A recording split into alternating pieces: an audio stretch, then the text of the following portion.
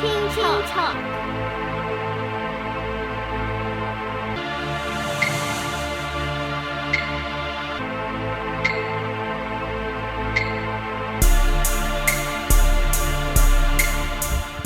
Ladies and gentlemen, we back at it again. I got another special person for you guys. Goes by the name of Reggie. We're locking in on episode 6. It's going down. Reggie, introduce yourself real quick. Let the people know who you are. Hello, everyone. I'm Reginald Glover. I go by Reggie. I've known Solid for about like 6 years? Yeah, that went quick. It's been a minute. So I'm happy to be here on the King Talk and express some of my views and spread some knowledge, hopefully. All right, awesome. All right, so I always start off with telling your story, where you come from. So before you joined, by the way, you joined the military, served in the military, how many years? 17 years in June. 17, yeah. So he's almost got me beat, but we're close in time. So where are you originally from? I'm originally from Macon, Georgia. Macon, Georgia? Okay, yes. Macon, Georgia. Okay, so what part of Macon, Georgia? Well, I actually moved around a few places in Macon, Georgia. I lived on West Side for a little bit. I lived in North Macon for a little while, but mainly I would say like the West Side area. West Side? So we actually went to West Side High School, as a matter of fact. But, okay. Yeah. All right. Nice. All right. So, and you joined the Navy out of Macon, Georgia? No, I actually joined the Navy out of Covington, Georgia, where my father lived at. So I lived with my mother down in Macon, that's where I was born and mostly raised till I was about 15. And then I moved with my father for my last 2 years of high school in Covington, and that's where I joined the Navy from. That's my story too. That's crazy. You joined at 18 or 19? 17. 17? I was 17 when I joined. So my parents had to join. That signed for me to join. So he was ready to go day one, y'all. He was ready to go. I joined. I waited a year, but I had the same story. I was staying with my mom. She's like, "Get out of the house." I'm like, "What?" So you got time to go. You got to graduate high school. Let's go. So I stayed with my dad for a little bit, and he helped me get on my feet. I worked at Mickey D's because I didn't want to join the military because my dad was Navy for 20. It was I think he was at like 17 years, 18 years at the time, and his son joined the Navy, and I'm like, I don't know if I want to do that. So I waited a little bit. I worked at Mickey D's, and I was like, okay, this is not for me. And so that's why I ended up joining the military. So our stories are kind of similar with moving with the dad, and they're like, all right, do this thing. Okay, so kind of walk me through your journey of how you became 17 years in the Navy. By the way, he's a chief in the Navy. Kind of give us your story on what you've learned, things that's helped you grow in the Navy, and what you got from the Navy while you've been in. Well, so for starters, my mindset has always been to try to achieve the highest of goals. And that started actually from living with my father, my stepmother. She always tried to teach me, or she did teach me to always try to aim for that highest grade. When I was in school, she wanted me to always try to get 100% on everything. And I didn't really understand that at first, why she wanted me to achieve or try to go for that goal. But once I would start to get my grades back, I would notice that, I would try for the highest grade. If I fell short, I might get a high B or even a 90% or something like that. I like that. Rather than me trying to just get, barely passing that grade, I would still be up there, higher. So I carried that over into the Navy with me in everything that I've done. I always try to go for the best in anything. And that's what's caused me to be able to grow and achieve in many different ways throughout the Navy. So I really love that because we're both a lover of books. So before we got on here, we talked about how much we love books and how much you can learn from reading a book, right? And then one of the books I read was called the 10X Rule. You ever heard that one? Yes. Your mom literally taught you the 10X Rule. Grant Cardone? Yeah, Grant Cardone. So he's talking about we don't know how long it's going to take how much it's going to take to achieve a goal. So we walk in and be like, I'm gonna build this house, and the same thing with the Navy building ships. It's like it's going to take us a year. We got this amount of money, this amount of people. It's all going to work out. But that's not how life works, right? So the 10X rule is you 10 times whatever you energy or potential you thought you had to put in to get it.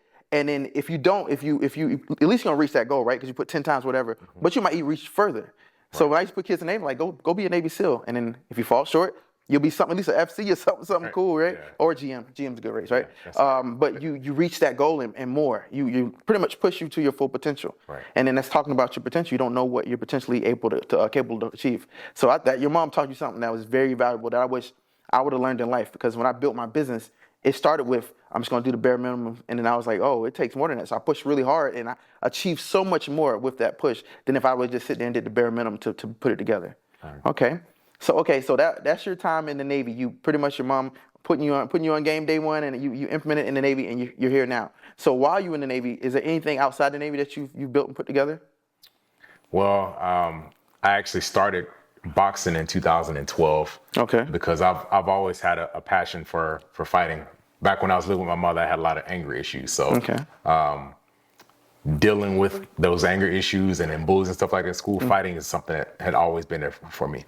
And the first time I actually stepped into a boxing ring, I was like 8 years old at a YMCA after school program. My mom had me in. She didn't know I was boxing at that time. I'm sorry, Mom. Yes, I did box back then. Got him.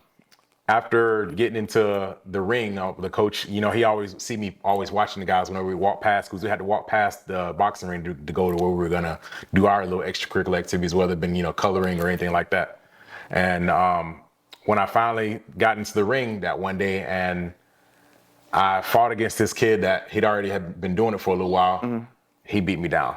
He beat me down really bad, but the reason why he beat me down so bad is because I went in there with anger and not control, and I was swinging for the fences all hard, and I had no way of learning or knowing what he had already had learned. And So the stuff like that. techniques. Yeah, the techniques of boxing. And I didn't want to quit though, but it ignited something in me to where it felt like that whole not wanting to quit type thing, like that built in me from that. Okay. Like something ignited in me where I was like, you know what, I have to get better, I have to get better, I have to get better.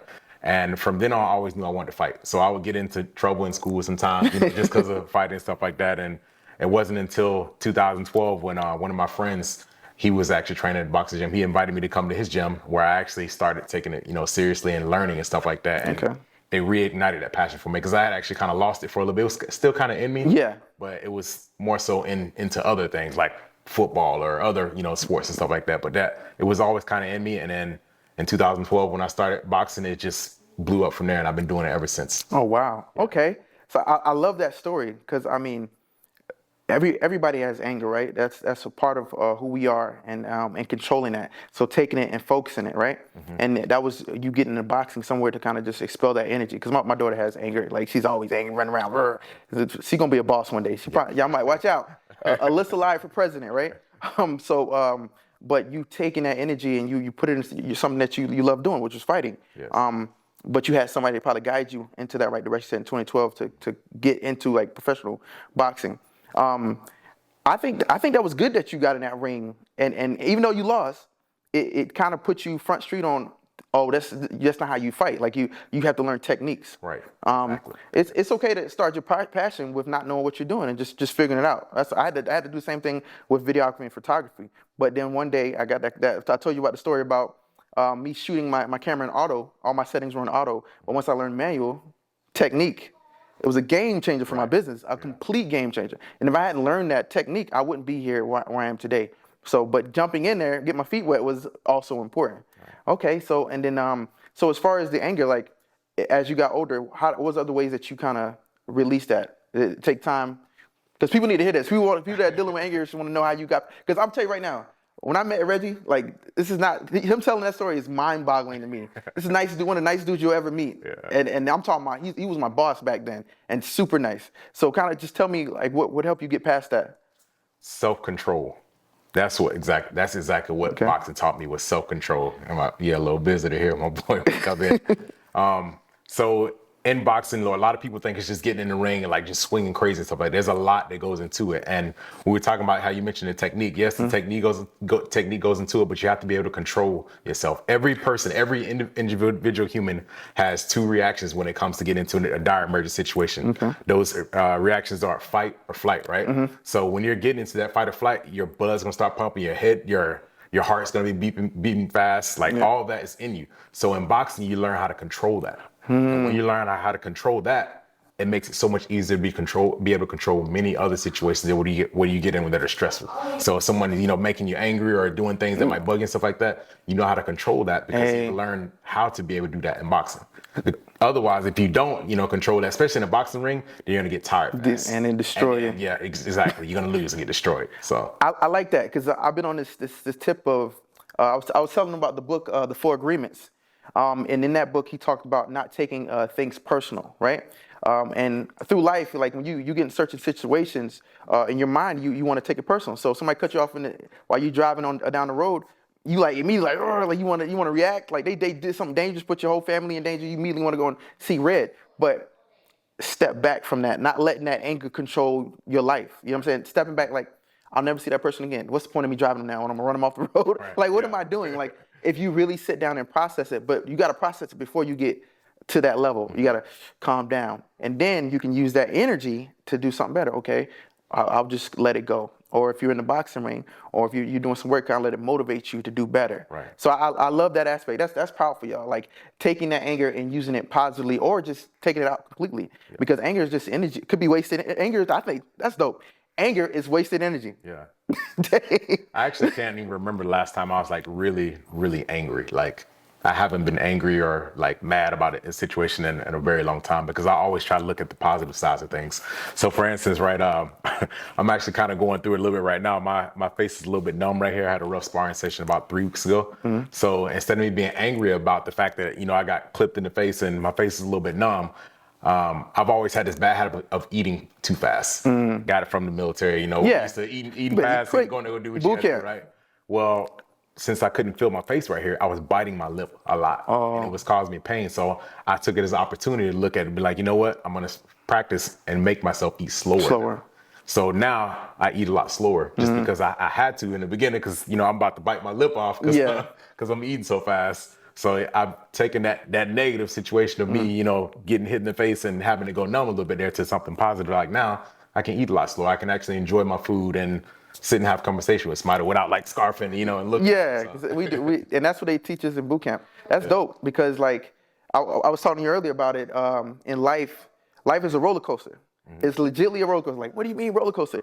You go up and everything's beautiful, the family's good, the houses, everything is perfect. You're getting everything you want in life. And then all this stuff start happening, and it's just part of life. It's just what life is. But how you process that is who you'll become. Because if you process it in a negative way and you let it take you down there, take you to that hole, it's gonna be hard to get out. But if you go, okay, I'm going through some stuff. I'm just going through some stuff. It's temporary. Right. It's a sunny day, the clouds out. It's temporary. Eventually it's going to go away, and I'm going to see the light, and I'm going to be able to grow from that. Right. And some people forget that aspect of growth, and they keep going and digging deeper into that hole to where it's like, I need help, and that's when they normally reach out for help. Yeah. So I think that's super powerful. So boxing, I think that's huge. I have a friend, I told you my friend Blondo does boxing. Yeah. Blondo, we're going to get you on this podcast. Blondo is dope. He teaches boxing. Okay, so as far as boxing, I heard a little birdie told me that you teach kids boxing too. Yes, I've been doing it for 2 years now. Now I'm sharing that passion with the community. At my boxing gym in the area that we're in, so Moreno Valley, there's a lot of minority kids and stuff like that. Not all of them have a positive male role model. Mm-hmm. And I remember growing up, for me, there was many times where I didn't have that positive male role model. So now I get to be able to be a positive male role model in their lives, and I get to share a passion that I have with them. That. So it's been great, man. I love it. I love working with the kids. They always have something that they say to make me laugh, because kids are very honest. Yeah. Tell you straight up exactly what Yo, it is. And that's real, because like I was sitting there, I'm thinking like, as you get older, right? People teach you how to act and think, right? Mm-hmm. So example, if I get home and I've been a long day of work, I'm like, I'm tired, or I say I'm hungry, right? How hungry am I? But when a baby cries and it's hungry, that baby's like dying of hunger. Yeah, so like this, and throughout their life, all that's real. When they're crying, that's real tears. Like they ain't suffering from, I dropped my tea on the floor. Like they're literally, something happened to them that was dramatic. All their emotions are real. As we get older, we learn to fake. Like we have like small things, like people have real problems. Right. So I think that's dope. You take the kids, because people like kids are taught these things. No. Kids are bad. Yeah. Kids are bad. If kids aren't raised right, they will be bad. And then some kids, like you, so that they need that homing in to grow them. And I think I talked to another video where I talked about what's going on in the world right now. Why are people shooting up schools? Why is that happening? Like, has anybody really thought about that? And the first thing they go to is what? Gun control, right? Yeah. Mm. Is that really the problem? That's not the problem. Because right now, if gun control is the problem, like we're getting rid of the guns, then I know there's people in here like, yeah, it is gun control, but really think about it. If they get rid of all the guns in the world, then someone's going to find another way to hurt people. Right. Why? So let's get behind the need. So if y'all ever go recruiting or learn about sales, this is what they talk about, the need behind the need. So right now the need is we got to stop people from shooting up schools and things, right? Mm-hmm. But what's the need behind that? And that is mental health. Mental health, for sure. Mental health. Excellent. So what part of mental health are we missing? What's happening? These kids are lost. Mm-hmm. They're in their tablets all day. They're disconnected from people. They're not conversating. This new generation of people, it's different. Like the Columbine thing happened, but like and now it's way worse nowadays. Like if you go look at the statistics, it's crazy. But your program that you have going right now, those kids, someone to be mentored by, to help them find who they really are, because that's what they just lost. They're just trying to figure this out in the world. And when they get so lost, they end up snapping and they just say, I'm just gonna take this out on the world because I don't know who I am. No one's helping me get there. I can't figure it out. So the next step in their head logically is to just say I'm done and quit. So what's your take on that? Like as you teaching these kids, what aspects are you trying to guide your stuff towards mental health? One of the main things that I always push on them is something that was pushed on me is I never let anybody in my class say that I can't. Those words do not exist. I have a hard time saying it myself just because I push that on myself so hard, and I push that same thing on there. There's no such thing as I can't. You can never say those words in front of me. What you can say is I don't know how to do this, or I haven't learned how to do it yet. And I always push it on them. And I notice when I push it with a few kids, then whenever new kids come to the class, they pass it on to them too. And they're always on that thing. And then what happens a lot of times, kids will get discouraged, if they can't jump rope right because they're just starting whatever, but they see these other kids that may have been there, for the 2 years and they're really good at it. And I always try to tell them, like, it's not that you can't do it right now, it's just you haven't learned. They've been here doing it for 2 years, You just got to keep building, keep trying. And I showed them, I was like, hey, this guy, he's only been here for 6 months. Look how he's jumping rope now. You just have to keep trying it, doing it over and over again. So I try to install those values in them that they shouldn't quit. They should always want to try to strive to do better. And those words, like I said, I can't, like, not exist. I love that because words are powerful. Yes. I mean, according to Chris Rock, fists are too, but words are super powerful. Like they really are, because words can limit someone's ability to be great. If you tell them enough they're not good, they suck, they believe it. And beliefs are huge. Like somebody that you would think be impossible to do anything, but you give them enough power with words, they can accomplish anything in life. They'll figure it out. But if you let them say things like I can't, or I'm not, it's not possible, I don't have that in my potential to do something, they'll start believing that. So I'm gonna get rid of that in my house. Yo, y'all better write down. No, I can't is not in the vocabulary no more. Yeah. So and my word is failure. But what I like that, but I flipped the word. I said, what is failure? You ever heard the book Failing Forward? No, I have not heard. So in life, right, when you're figuring something out, you jump in the jump rope and you trip up, is that failure? Or are you failing forward? You're learning from your mistakes. Right. So you made a mistake. Okay, what do I got to do? Just got to get a little stronger. I got to practice more. I think in the world, people are so afraid of failure. When they do not make it that very first time, they quit. They throw their hands up. The amount of work that it takes to get to the person that they look up to, their mentor, instead of putting that work in, they don't know how much work they put in. Right. Once they see somebody successful, they're like, oh, look at him, look how successful he is. Overnight success. That wasn't overnight. Yeah. That wasn't overnight. It took time again and time again to get where they are. And that process was them just constantly trying stuff and figure things out. Oh, that didn't work. And growing in their craft and getting stronger. And that's how you become your mentor or people that you look up to. Your dad that's working for that Fortune 500 company, they put the work in to get there, or boxing. So I think that's beautiful in what you're doing in the community. So how many kids you have per class? It ranges anywhere from 5 to 30. It depends on the parents, bringing them there. Sometimes so I can have, sometimes if it's like a rainy day and it's like right after a holiday, something like that, then it may be only like 5 or 6 kids that show up. That's pretty good. But if it's like the beginning of the month and everybody wants, or on a Monday, that's when I have the most kids, like 30 kids show up there. Yeah. Parents, get your kids. Where we at? Is it Temecula? Where in Moreno Valley at United Boxing Academy. Okay, United Boxing Academy. Go check this man out. But if you're not in this area, getting your kids into sports. People are like, I don't like kid to get hit or get hurt. In younger age, right? I mean, I can understand football because people getting these concussions and things like that. But sports are huge for discipline, learning how to fail and growing from it. Because that person there to get them back up and say, keep going. I remember one time I was Pot Warner, little Mighty Mites. Yeah. And we had a play going, and I'm on defense, and this guy runs right past. This kid's fast, going boom, boom, boom, boom. I'm fast too, right? So I catch up with him. I'm chasing down. We're on the 30. We got on the 25 down to like the 10-yard line, and I grabbed his jersey, but I forgot, let my legs stop working. And I slipped off his jersey, and I fell on the ground. And he got the touchdown, right? Everybody screaming, oh, go Saul, go Saul. I'm happy, right? And he scored. And I was so hurt mentally, not physically. But I was hurt mentally. It literally shut my body down. Like I couldn't even move. I just laid there, right? And that coach came and grabbed me up and said, he's like, first, let me, you okay? And I go, yes, coach. Then why you on the ground? Because I ain't catch him. I was in tears. And he goes, get up and try again. And I needed that. But when kids are trying to figure it, let's say they're now in the real world and they haven't had that type of environment, the coaching environment, and they haven't been on sports teams, they haven't experienced life in that way. When they get knocked down, they don't get back up.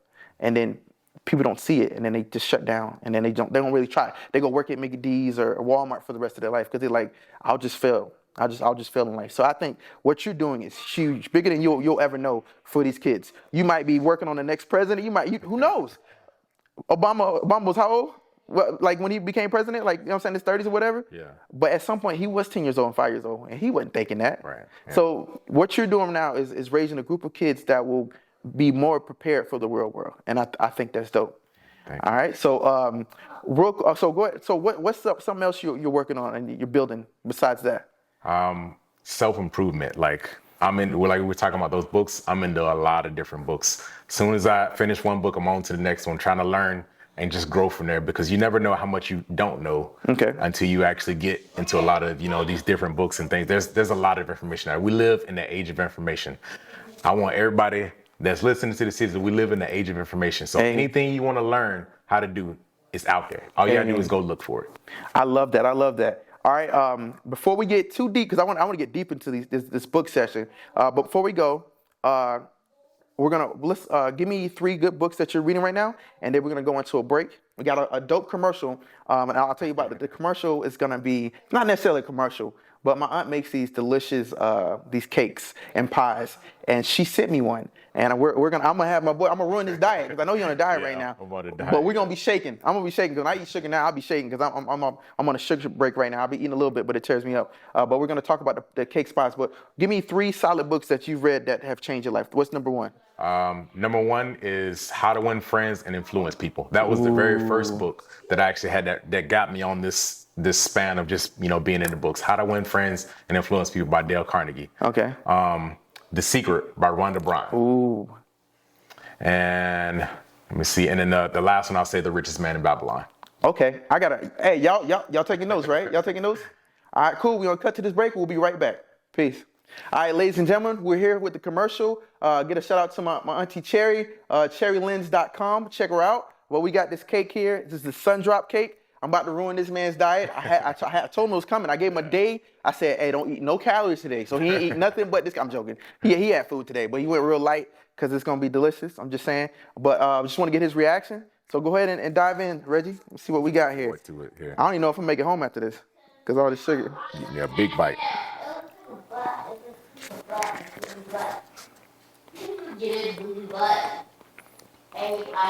Wow. Well, my mouth is watering right now. So like, it's got a weird kind of like dry wetness to it. I don't know how you even explain it. Like, it tastes so good. It's right in the middle where it should be. Yeah. It's not dry. It's not too wet. It's like moist, I guess you would say. Like, Yeah. I don't know. It kind of melts in your mouth. I like it though. It's good. Yeah, this is hitting. Yeah. For sure. My silly butt had 2 slices the other day. Oh no, yesterday, and I was shaking. I was like, Lord, I need to stop. It was so good. I don't really eat sugar like that. But auntie, you did your thing with this. We got another happy customer in the future. He gonna come through and get some. But I appreciate you guys coming through. I'm promoting businesses, baby, like self-growth, trying to help others build their business up. So if you want to advertise your business, again, King Talk makes no money. I'm just trying to help our community, our people. And I'm not talking about just our people. We're all our people. You know what I'm saying? So as the Bible said, we're all human beings and we all take care of each other. So just give a shout out to my auntie and I'll have her stuff pop up here so you can see her business. But again, this is the Sun Drop Cake on her website, cherrylens.com. All right, guys. I hope to see you guys later for the next King Talk. Peace. Ladies and gentlemen, we're back at it again. We still got Reggie here. So we were talking about books. Books are huge in my life. Like, I wish I'd have been reading books. And I'm not talking about fantasy books. I know some of y'all read the fantasy books and the love books. but I'm talking about books to grow yourself. So they have what is called Self-improvement. Self-improvement. Yes. Those are huge in my life. It's taught me so much more about myself and by other people. And another thing, if you guys ever get in the military or if you're in the military, I know it sucks, but go recruiting. Go recruiting. You'll learn about people, how to deal with people, how to process things, or get some kind of sales book to learn about sales. So you mentioned your book. So number one was How to Win Friends and Influence People. okay. So what's 3 things that you learned from that book? For one, starters, names. Like names are very, very important to people. So when you first meet someone, you should want to try to say their name 7 times. I don't mean 7 times in your head, but I don't mean like you just say your name Saul, not like that. But in a conversation. Yeah, in a conversation, use their name 7 times. And then you remember that. That way you remember their name. And whenever you see them again, or even, it can be that same door later on, you use their name again, they're gonna be more enlightened that you remember their name. So I always suck try with to names. people's names. I like that. So and that's connecting with people. I can see how that could be super powerful because if you don't remember the person's name and you're struggling, and I've been doing this podcast thing for like almost 2 months now, and meeting these people the first time, it does. I have to learn their name quick, so I say it a lot. Yeah. But I can see that's super powerful because people want to be. The most important part about a conversation and like I said, winning people and making friends is the connection part. Yes. And the only way you connect is if you're speaking their language. And speaking to them. So knowing their names, I can see how powerful that is. So what's another part of the book? Another thing is whenever you're interacting with someone in customer service, whether it be on a phone or out at a store, anything like that, always ask them how they're doing, and don't just like people like, hey, how you doing, and then they're going about their business, or then they'll ask for actually be genuine about it. Ask that person how they're doing and look them in the face. It completely changes the whole dynamic of how you're interacting with that person. They'll be willing to want to more help you, and then especially if you're using their name, to use their name and they're like, hey, Saul, how you doing today, Saul? I love that. That's dope. So I naturally do that. Yeah. So I don't know if I told this on the podcast, but growing up in the Navy, I want to say I stopped like 4 suicides based on the fact that I communicate with everybody. Like I'm always. So one girl was just, what was she? We went out on Liberty. I'm not gonna say no names. Don't worry. She's like, oh, I'm gonna kill him. And she was having a bad day. So all that time, and I was like, what's going on? I was mad because she was aggravating. And we got back, and she pulled me aside, and we had a conversation, a real conversation. She told me what was going on. I said, no biggie. She was just mad, bad day. The next morning, she grabbed me and she pulled me in medical, and she said, she worked medical. She was an HM, and she opened these. She said, these pills right here, we're gonna take these. If you hadn't had that conversation with me, you talked me out of this situation. Now we were friends, but like that extra time you take out, not taking things personally. When she was angry, I didn't take it on. I just like, hey, what's going on with you? Like, I know something's wrong. It has nothing to do with me. It has something going on with you. What is happening? And taking that off my shoulders of she's just being mean to me and just like kind of figuring things out. And I saved her life. And then another time was a guy, we were doing cleaning stations on, I think, all my people on the, I think was it the Lake Erie? I think it was the Lake Erie. And we were having a conversation doing cleaning stations. And he was having a conversation with me. We was having a real long conversation, like nothing was wrong. And he told me that he was going to run his car in the rail, or he's planning on running his car in the rail while driving to work and killing himself. And now we were just having regular conversations, right? And I was like, what? Okay, let me grab this guy and take him to the Chaps. And I was walking away. He goes, nah, Jim, I want you to come here and talk with him with me. And then this is where it hit me. I almost broke out. I think I'm good right now. But we were at Buffalo Wild Wings having a going away party for one of my guys. And I saw him with his daughter. I said, he looks familiar. Oh, that's that kid. It was 6 months later. And he came up to me and he says, you see that little girl right there? I wouldn't be here right now if it wasn't for you. So that aspect of don't care who you meet, there's value in talking to people and having real conversations. Not, hey, how you doing? Okay. And turning your head, actually, hey, how you doing, man? What's going on? How was your weekend? What's going on? And listening attentively and taking in what they're saying is super important in people's lives, because people can be going through something so bad that the only person that can see it is their friend or someone else. And I've grown up, and this is kind of, I think, Will Smith, don't cuss me out, but his similar story where his household was kind of chaotic with his parents doing stuff. So for me, that's kind of something similar where I clued in on people's emotions. I can feed it. I can read. I'm like, something's wrong with this person. I don't know what it is, but I know something's wrong. And I walk up to him, have a conversation, and that comes out. Bloop. And I'm like, okay, let's work through this. And normally when you have those conversations, they're just figuring it out on their own, right? They're just getting through it. But that ability to have those real conversations is how you get to that place. And you don't even need to know them for real, for real. Mm-hmm. It's just being honest and genuine with your conversation with people. Because one thing I learned in life, more important than anything, is having relationships with people will change your life. Yes, for sure. I mean, positive people. Having relationships with people is huge. You can't do, like, you think you can live life by yourself. You can't. You need people on your team that you can depend on. Like when I called my friend, I said I needed a place. She took care of me, So that brought back something deep in my head, and I've been doing that my whole career, my whole life, because of it's all about childhood trauma, right? Mm-hmm. So for me, it was kind of like that. That was my childhood trauma, but I turned it into a superpower. So all y'all stuff that y'all going through in life, your childhood trauma, that can actually become your superpower. Like you can use that to your advantage. And for me, it was emotional awareness of people, versus some people might have other things that they've grown from their childhood trauma they can create. So think about ways that you can take your childhood trauma and make it something that you can use in life. Hey, yeah, that's huge for me, because once I figured it out, when I went recruiting duty, I was using that. I'm like, I can read with my applicants and going through some stuff. Like they gave me a NAM in recruiting duty because I would knew what was going on with my applicants at all times. They love me to death. Like it's more or less the reason people follow you on social media is because you're their mentor. They look up to you. Mm-hmm. Nothing else. They don't care about anything else. They like you, that you're likable. And that's why people join the Navy for me, because they like me, because I cared. And I did. I seriously cared. So that's huge that I hear it now in a book, teaching others how to do that. Because what do you consider yourself, extrovert, introvert, or I think it's another one. It's the third one, by the way. It's both. So which one are you? I would think I'll be both. I can be very introverted, but I can also be an extrovert as well. It just depends on the situation that I'm in. Okay. Yeah. So that being said, you can be an introvert, right?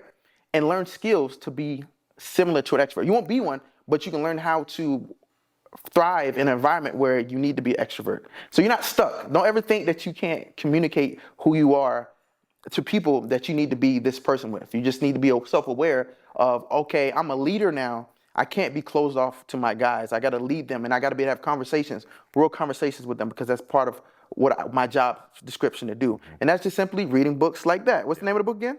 How to Win Friends and Influence People. Picking up that book is literally a mentor in a book that was cultivated, because that guy's pretty old. He's like... It's a very old book. Probably the early 1900s, I want to say. Yeah. Like... You get to sit down with a dude from 19. Just think about you sitting in this space, this room, the wooden cabin, and he's talking to you in plain language about how you should operate in life. That's powerful. So what's the other book you spoke of? So are we still on How to Win Friends? Yeah. Okay. The third thing I would say is listening. Asking open-ended questions. So all of this goes back to that whole how we're talking about the conversation. So first, the person's name, right? Mm-hmm. And then after their name, what was the second thing I had said? Name, you said conversation, connecting, I can't remember the third one. I can't remember the third one. Well, anyway, so whenever you're talking to someone, ask them how they're doing genuinely. Okay. So their name, ask them how they're doing genuinely, and then listen, let that person talk. Let people talk. People love to open up and talk with and connect with people. It's just a natural thing in humanity that you naturally want to connect with people. It's just a social thing we have. So using that person's name, asking them really how they're doing, and then listening to them. Listening. And people sometimes they'll listen to it's 2 days. I think it's like 2 ways to listen, right? One is to listen, to take on what they say and kind of just have a conversation, like a real cultural, between cultures or whatever conversation. Some people listen to make a negative, talk down, like, this. But actually listen to this person and take on. Maybe it's not your same culture, your same experience in life, but actually listen to understand. I think that's wrong. What's wrong with the world? Instead of we having real conversations with people, we're too busy trying to figure out ways to finesse them and do things. But it should be an even trade. I do a master class. I go to little master classes, and the guy said, I want you to take a chair, an empty chair, and sit it in your office across from me if you're having a conversation about your business. And in that chair, I want you to pretend that's your customer sitting in that chair, hearing everything you're saying about the business.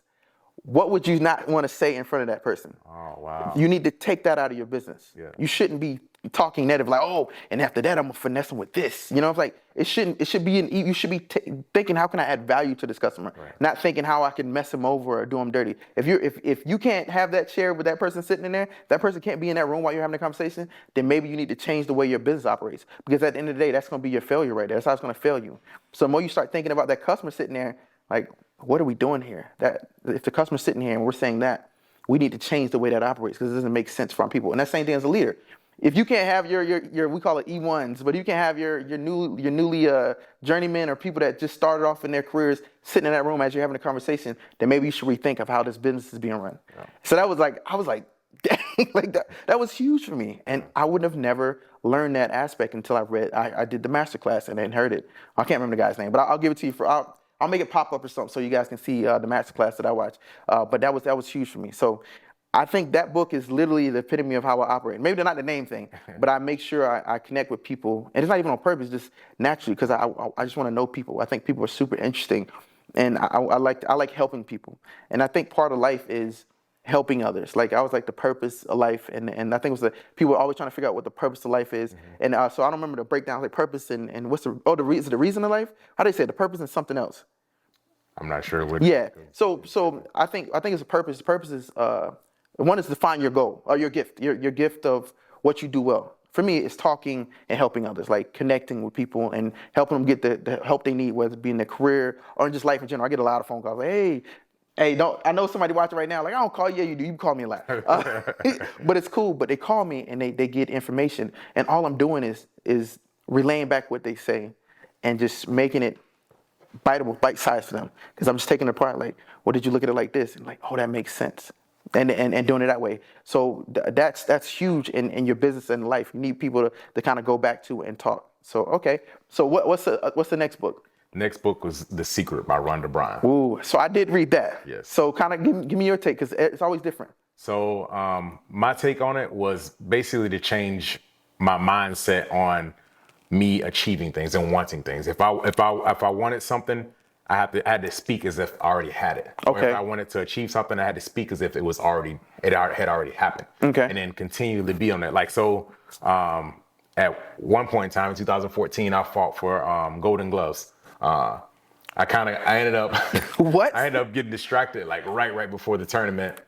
That's another story, right? But Hey. I got involved with somebody right before the tournament. But before that, I would be in the gym as I'm training. As soon as I'm getting tired, I'd be like, I would say, I'm a champion. As soon as I feel myself getting weaker, or like, I'm running out of energy or anything, like, I would say that I'm a champion, or this is what a champion does, or this is how I did it because I am the champion. Like, I would speak like that. And I learned that, from The Secret, being able to have my mindset of thinking on not just on the positivity, but as things have already happened. I've already done it. I like that, because I don't know if anybody realized that. You ever had that little person in your head talking? You can't do that. We're too tired. We don't feel like going to the gym. We about to eat this Twinkie, knowing well we on this diet. That little person, right? Yeah. Who's that voice? That's you. That's you up there talking, right? Yeah. You can silence that voice by talking back to it. Exactly. No, we don't need that. Yep. Are we tired? Did we get enough sleep last night? Is that why we want to eat these sweets to stay awake? Changing that voice to say something else. Okay, maybe I need to go take a nap. Or hey, I need to push harder in the gym because am I tired? So I kind of base that on like Navy SEALs. Like I'm pretty sure most of that is mental. It is mental. It is most of that is mental. Yes. I mean, it's physical, but in order to get the physical right, you got to be mentally strong up here. Because if you're not mentally strong, it will break you. Sure. And I mean, they break you and they rebuild you up. That's kind of what they did to us in boot camp. They broke us and they brought us back up. So I think that's huge in life, to be able to silence that voice. Because from now on, y'all gonna hear that little voice, and you hear it all the time. Oh, but we don't feel like going to that party. But I mean, he's cool people. You make some really good friends. But you know what? You don't need to make no friends. We ain't got time for people. Silence that voice and just go do it. Like, we call it. You ever read the book, The 5-Second Rule? No, I haven't read that. So that's a huge book. Mel Robbins, if she's probably watching. No, I'm joking. She probably not watching. But the 5-second rule. You have 5 seconds to talk yourself to do something. So 5 seconds, let's say I need to go to the gym, but I'm tired. You have 5 seconds to grab your gym gear and get out the door. After those 5 seconds, at 6 seconds is roughly, you're gonna be like, all right, you're gonna give up. You're gonna talk yourself out of it. So, but if you grab your gym gear and you walk out the door, you'll keep moving. But the moment you you give yourself time, their brain to kind of settle down and say, I'm not gonna do it, you'll shut down and do it. So she taught me that. So now when Example, when you're waking up in the morning, the alarm clock go off that first time, you got 5 seconds. After that, you're going to hit that snooze. Like, beep, beep, beep, beep. I'm tired.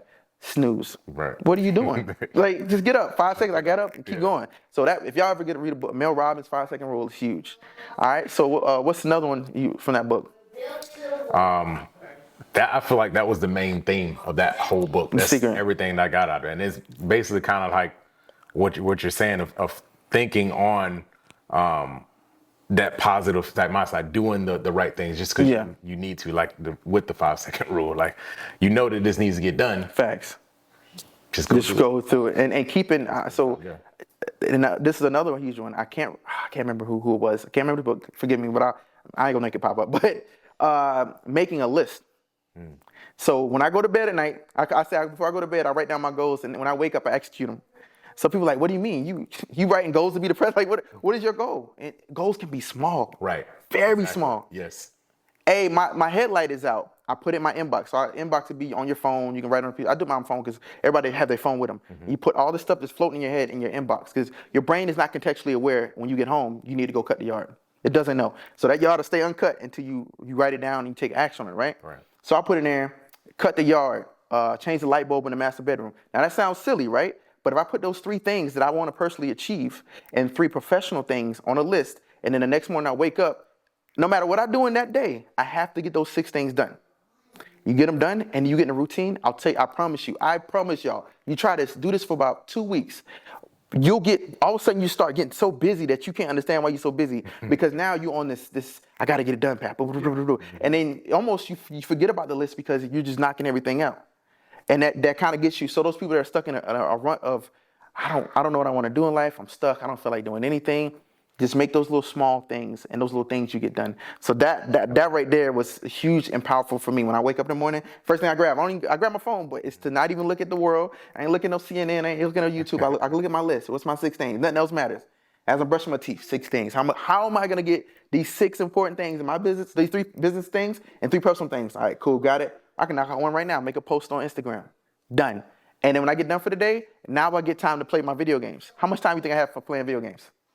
Probably not. None. Nothing. I don't have time because that's a waste of time. It is. It's a distraction. Yeah. So I was like, I'll be sitting there like, man, I ain't going to play these video games. And then when I used to sit down and play the video games, guess what I got? I got anxiety. Because it pushed me to a point where I don't want to waste time anymore. Because then I start realizing how short time is when because it's things I need to get done. So you start shifting your mindset. And that's what I love about your boxing and these books. They literally just shifting your mindset. And I think we get our mindsets from growing up. You do. Our eating palette, what we eat, we get it from growing up. Like Mom, I love you to death. I love you. But those pancakes were delicious. I eat them now.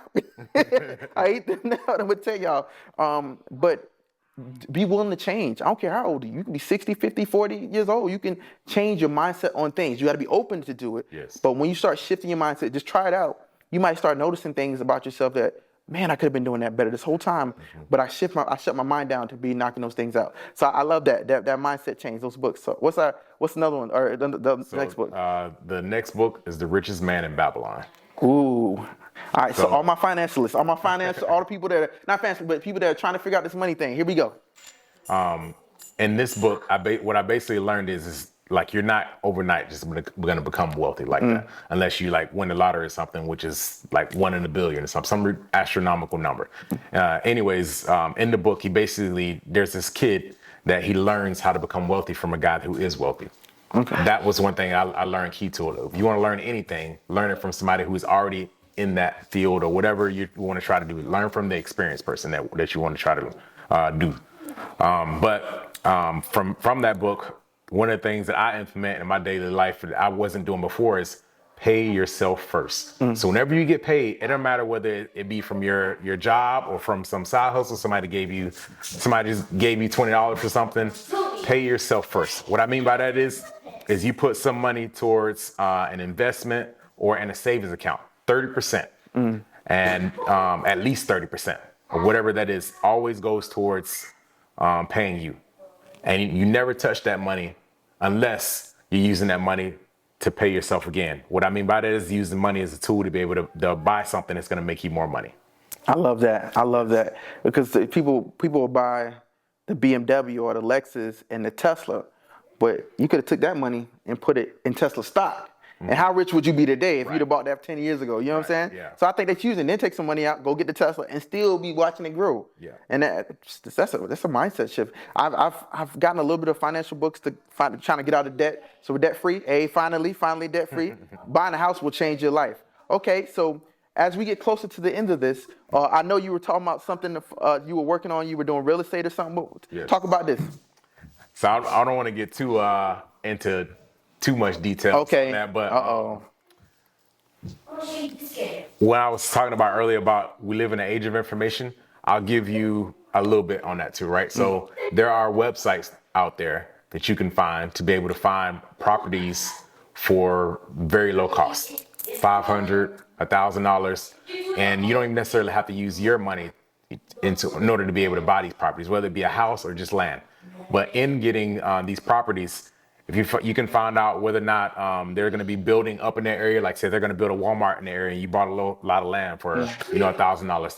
Eventually, some investors and people they're going to come in there and they're going to try to buy that land off of you, and it's not going to be $1,000 they pay for it. They're going to want to pay $50,000, $100,000 just for that little lot of land that you paid $1,000 for. So do your research and finding out about these websites. You know what I mean? There's a lot of sites that are out there that will be able to buy property even around the country for very low prices. And then let's just say it's not even like land. It can be like a house or something like that, right? Okay. There are houses that are being sold for very, very low prices. Okay. And you can renovate them using a Home Depot card or something like that, and then turn around and sell that home for triple, more than what you actually have put into it, that you bought it for and that you put into it to get it, renovated. So real estate investing, that's the last thing you want to kind of get into. But like I said, I don't want to give too much into that too, because you have to do your own research, learn about things for yourself, right? Facts. And information is one of the new currencies that are out there. So Nice. I paid a lot of money to be able to learn about a lot of this stuff like that too. Other people, y'all usually have to do the same thing to be able to get to that stage. You have to invest in something. People just aren't just going to give you something like that for Facts. But yeah. I like that, because I mean that's really where it comes down. Because when I had somebody tell me about something about the Navy that was in our instructions, or for you guys manuals or whatever, and yes, I can hear this person out and run with it, but I've learned that, like, just late in life, I learned to do your research, because you go off of what they say, and then something happened and you're like, oh, well, this person, no, you want to hold yourself accountable. Right. So get your own answers. But just know that there are answers out there more than anything. You can look up anything. You can do anything. This Chat GPT thing has changed the game. Yes, it has. You can literally write resumes and things like that. But do your research. Don't just trust the system to give you everything. So when the Chat GPT tells you something, go in there and look it up yourself and make sure what it's telling you is correct, because you may be trusting something. I wouldn't trust AI with everything, you know what I'm saying? Yeah. But do your own research on it. I think that's huge. All right, so like I said, as we coming close to the end, I know we talked about boxing. We talked about your naval career. We talked about the books you're reading, right? Is there anything that you want them to hear and hear about you that you're working on? So example would be getting people to that gym, getting their kids in the local area to come to that gym and get their kids in that program. Where's the location at? Is there a phone number they can call? What can you tell them more about that briefly, and then talk about the different things that you want to put out there that you're working on, so they can be aware Reggie's on his game and he's putting in work right now. What they need to know? All right, yeah. So my boxing gym, United Boxing Academy, is in Moreno Valley, California. The phone number is 951-683-9001. Okay. 951-683-9001. Okay. So you can also go to UnitedBoxingAcademy.com to be able to find out about the gym. It's a great program. Kids are actually learning foundational boxing. There's a lot of gyms that you'll go to where they're trying to throw the kid in a ring and they've only been there maybe for a month. Like, there's a lot that goes into boxing that a lot of people don't realize and learn. And I really have learned so much being in this gym. Like I said, I first started boxing in 2012. I've only been at United Boxing Academy for a little over 2 years now. But this is my favorite gym. Out of all the gyms I've tried, I've trained at gyms all around the country. From Maine to Indiana to Georgia to Virginia. Like, I've trained at many different gyms, but this one is definitely my favorite, just because of the environment that we have in there. Whenever I go out and I train, and I have another gym I train at for that's close to my house because United Boxing Academy is like 30 minutes from my house. Okay. So there's another gym that's like 5 minutes from here that I go to. It's a powerlifting gym, but they have boxing equipment there. Okay. So I go there, and whenever I'm there, I always wear my United Boxing Academy shirts and stuff. People always come and tell me positive things about my gym. Oh, your gym came over to our gym to spar and do a session and stuff, and they were very courteous and all that stuff like that. It makes me feel good to be a part of that organization. So I like that. Coach, that's there. huge. Coach is huge. Yes. Okay. Is there anything else that you're working on that people need to be aware of that's coming? He's not dropping a rap album. He's not dropping a rap album. Just to make sure. No. Yeah, my Instagram is gonna start picking up a lot lately. I haven't been on Instagram, watched TV or anything like that for the past like 6 months. I'm sure seen me on there. Yeah. Anything As soon as he posts, I'm like, well, Reggie posts? Yeah. I gotta get him in here. Reggie just posted, guys. Hey, pause. And I sent that message like, hey man, we get you on the cast, and responded immediately. All right. I want to start documenting all my growth and stuff like that, because now the growth is really happening in a lot of different ways of stuff that I've been learning about, putting things into action. Things are starting to really grow. So I'm going to start documenting more things, especially since you told me about it too. Like it's just, adding on to what I've already been learning that I need to document more. So that way, as my following grows and more people can actually see how this growth happens, that they can believe it can happen for anybody. Hey. Anybody can be a millionaire one day. My eventual goal is to have generational wealth, and I've already gotten a lot of things in place to be able to have that. Nice. And I feel like everybody should be able to have that for themselves. Facts. I agree, and it's all possible for everybody. Like you just got to put the work in, get the right mentors in their life. Well, I appreciate you coming through, man. This was beautiful. One of the top three, y'all. I'll be like, what? Top three? Yeah, top three. Reggie killing it. All right. Well, I appreciate you coming through, bro. We had a good time. I appreciate you inviting me to the house and let me experience this. And this is a great opportunity, man. Appreciate you, Reggie. So much. It is an honor and privilege to be here on King Talk. Hey.